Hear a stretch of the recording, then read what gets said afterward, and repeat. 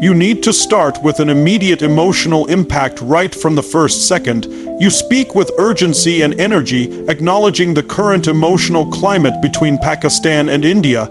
Talk about the atmosphere, the weight people feel, the uncertainty, the tension. But don't stay there long. In Tonny Robbins' style, you quickly shift the focus toward empowerment. You recognize the difficulty, but immediately inject hope and strength into the message. The feeling you want to create is, yes, things are hard, but they can change and we have the power to change them. You're not blaming anyone, you're not diving deep into negativity, you're simply setting up the emotional stakes, making people feel seen, and then flipping the emotional state toward inspiration. This sets up the rest of the video to move from pain toward possibility. Now that you've grabbed their emotions, you move into expanding the message.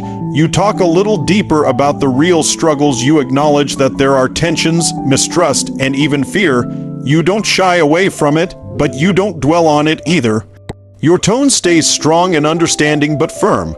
Then you quickly pivot. You introduce the idea that despite everything, the people of both countries share so much. Dreams for a better life, for family, for peace, and for growth.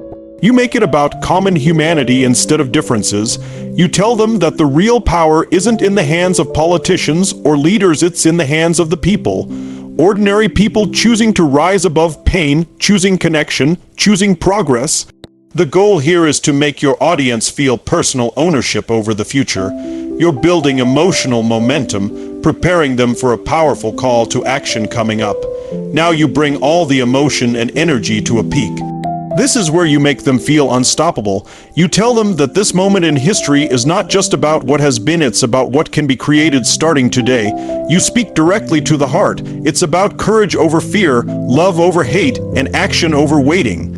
You want every person listening to feel like they are personally responsible for the future, that their mindset, their words, their small daily actions matter in the bigger story of peace and progress. You paint a vision. Imagine a future where we look back and realize that real change started because ordinary people believed in something better, and you make it clear it all starts with them and it starts now. Your energy should climb higher and higher toward the last line, so when you finish, people feel energized, inspired, and ready to act.